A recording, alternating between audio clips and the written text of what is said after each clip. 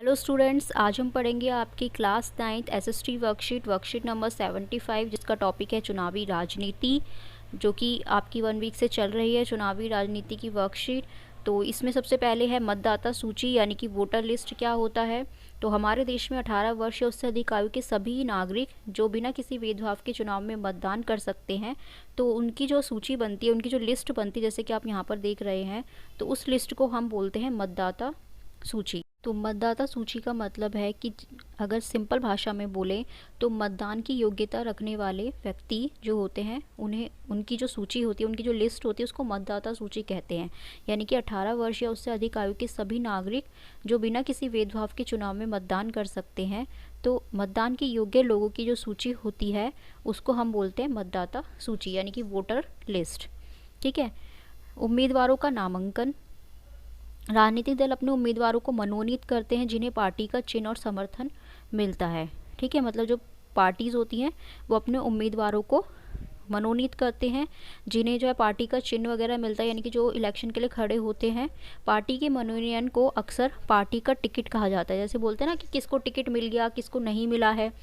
चुनाव लड़ने की इच्छा रखने वाले प्रत्येक व्यक्ति को एक नामांकन फॉर्म भरना होता है। मतलब कि जो व्यक्ति चुनाव लड़ना चाहते हैं तो उन्हें चुनाव लड़ने से पहले एक जो है फॉर्म भरना होता है और कुछ धन रक्षा जो है सुरक्षा जमा के रूप में, मतलब सिक्योरिटी के रूप में कुछ धन जो है जमा कराना होता है। ठीक है।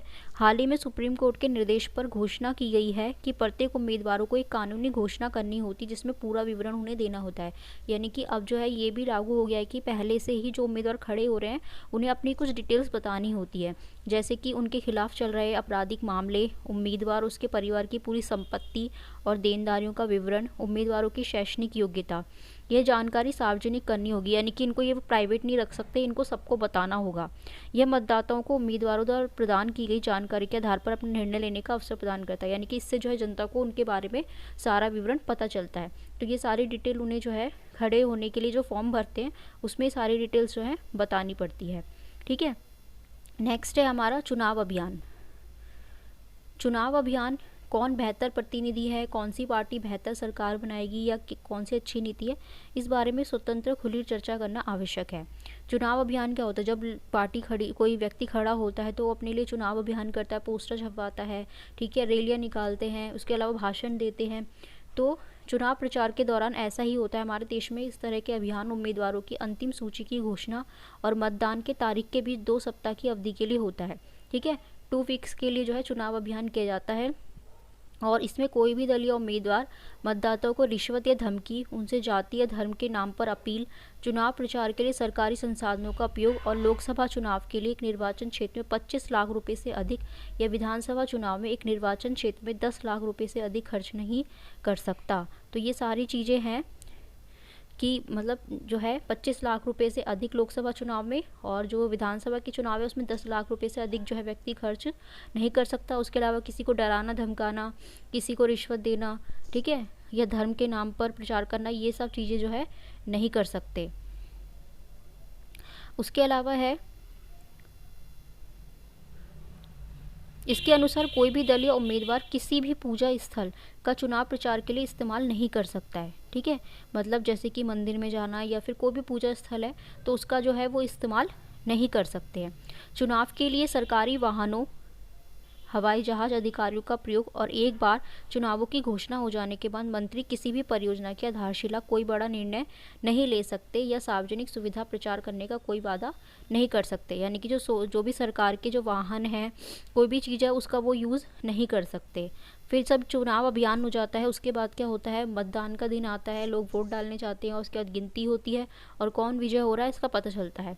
तो मतदान और मतगणना चुनाव का अंतिम चरण होता है जब मतदाता अपना वोट डालते हैं और मतदान करते हैं। उस दिन को चुनाव का दिन कहा जाता है। आजकल वोट रिकॉर्ड करने के लिए इलेक्ट्रॉनिक वोटिंग मशीन ईवीएम, जो इलेक्ट्रॉनिक वोटिंग मशीन होती है जिसे हम ईवीएम के नाम से जानते हैं, उसका यूज़ किया जाता है। चुनाव के दिन और मतगणना के दिन सभी उम्मीदवारों के एजेंटों को, जो एजेंट होते हैं, उनको मतदान केंद्र पर बैठने की अनुमति दी जाती है ताकि ये सुनिश्चित हो सके कि चुनाव और मतगणना ठीक से हो रही है। ठीक है। मतलब जब चुनाव का दिन होता है, मतगणना के दिन, मतलब जब गिनती होती है, तो जो उम्मीदवार के एजेंट हैं उनको वहाँ पर बैठने की अनुमति इसलिए दी जाती है ताकि वो देख सके कि चुनाव और जो वोटों की गिनती हो रही है वो ठीक से हो रही है। एक निर्वाचन क्षेत्र में सबसे अधिक मत प्राप्त करने वाले उम्मीदवार को निर्वाचित घोषित किया जाता है। मतलब जिसके सबसे ज़्यादा वोट होते हैं फिर उसको जो है निर्वाचित घोषित किया जाता है। ठीक है, तो हम इसके क्वेश्चन आंसर देख लेते हैं। जैसे कि पहला क्वेश्चन दिया हुआ है, मतदाता सूची से आप क्या समझते हैं, यानी कि वोटर लिस्ट से आप क्या समझते हैं। तो आप इसमें ये लिख सकते हैं जैसे कि 18 वर्ष या उससे अधिक आयु के सभी नागरिक, मतलब मैं अपनी लैंग्वेज में बता रही हूँ, या फिर मतदान की योग्य लोगों की सूची को मतदाता सूची कहते हैं। सिर्फ आप इतना लिख सकते हैं, मतदान के योग्य लोगों की जो सूची है उसको मतदाता सूची के रूप में जाना जाता है।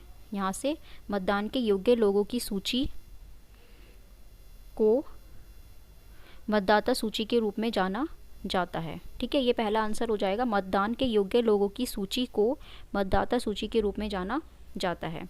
ठीक है, क्वेश्चन नंबर सेकंड है, आपके अनुसार चुनाव लड़ने के लिए उम्मीदवार की योग्यता क्या होनी चाहिए। तो आपके अनुसार पूछा है इसमें, यानी कि हमारे अनुसार बताना है कि चुनाव लड़ने के लिए उम्मीदवार की योग्यता क्या होनी चाहिए। तो आप लिख सकते हो कि शैक्षणिक रूप से जो है सक्षम होना चाहिए, पढ़ा लिखा होना चाहिए। ठीक है, उसके अलावा जो है और भी कोई योग्यता लिख सकते हैं आप जो आपके मन में हो। ठीक है, तो ये इसको आपको लिखना है कि जैसे कि उसके ऊपर कोई मतलब आपराधिक मामला ना हो, वह जो है पढ़ा लिखा होना चाहिए। इस तरह से 2 पॉइंट लिख सकते हैं। क्वेश्चन नंबर थर्ड है, आदर्श आचार संहिता क्या है। तो इसका आंसर आप ये लिखेंगे क्वेश्चन नंबर थर्ड का कि चुनाव अभियान के समय राजनीतिक दलों द्वारा पालन किए जाने वाले नियमों को चुनाव आचार संहिता कहा जाता है। ठीक है, मतलब चुनाव अभियान के समय जो राजनीतिक दल जो पालन करते हैं नियम, उन सबको चुनाव आचार संहिता कहा जाता है। ठीक है, अब है हमारा नेक्स्ट क्वेश्चन, क्वेश्चन नंबर 4, मतदान और मतगणना के लिए दिन सभी उम्मीदवारों के एजेंट क्यों मौजूद रहते हैं, जो कि हमने यहाँ पर पढ़ा था अभी कि उन्हें मौजूद रहने की अनुमति क्यों होती है, ताकि कोई भी जो है गलती ना हो सके।